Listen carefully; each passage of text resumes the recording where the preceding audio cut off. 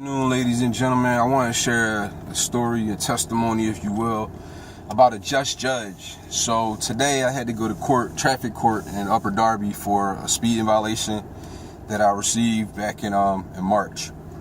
So I was clocked at doing 44 miles an hour in a 25 in the Melbourne area, but I felt that I wasn't in violation, mainly because the sign that lets you know the speed limit, as soon as you're entering that county, the sign that lets you know the speed limit is at the same point where the officer was clocking me with radar. So I wanted an opportunity to state my case, see whether or not something could be done to drop the charges, because it was going to carry points against license. It could result in higher insurance rates, and then also just the penalty of the ticket was pretty expensive. So I actually remember, after it happened, for a couple of days when I first got the ticket, I tried to actually go to the police station and speak to the officer, but I wasn't allowed that opportunity. I wasn't able to actually see the officer and try to state my case and see if the ticket could be pulled or anything. And I don't believe they could do that anyway.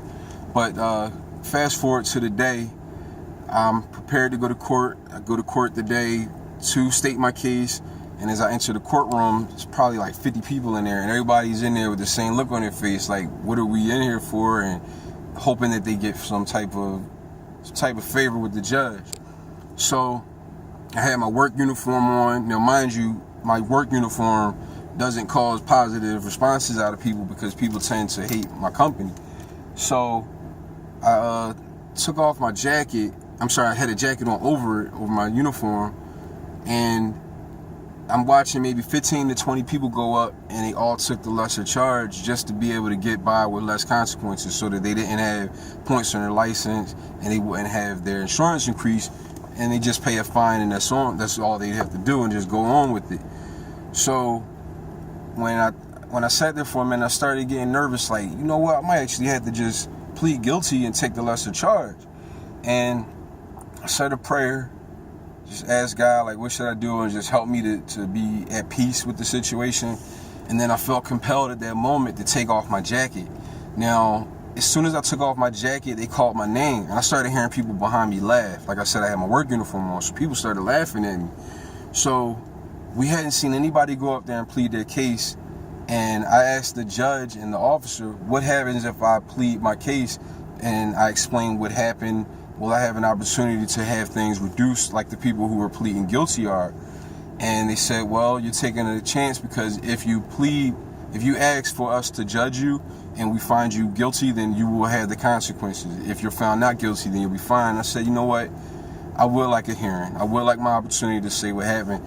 And the judge asked the officer to explain what was on the ticket, and the judge noticed that the ticket explained the officer's procedure of clocking me was done with a radar gun that hadn't been calibrated or tested since November of last year, and I was pulled over in March.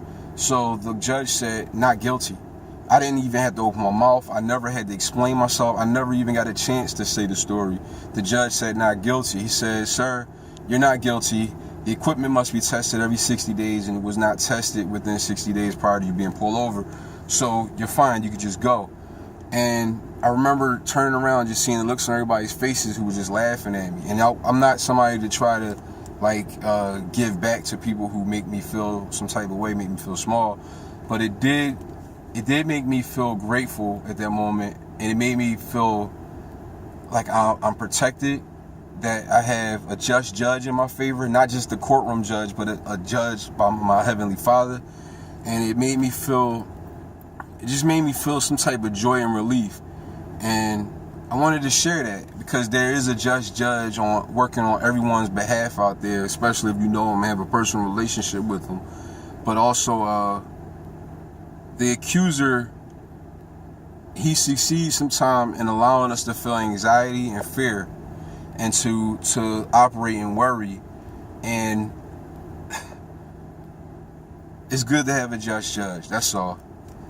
It's good to have a just judge. So I hope everybody out there is maintaining, having a peaceful day, and pass on some good justice to others, all right?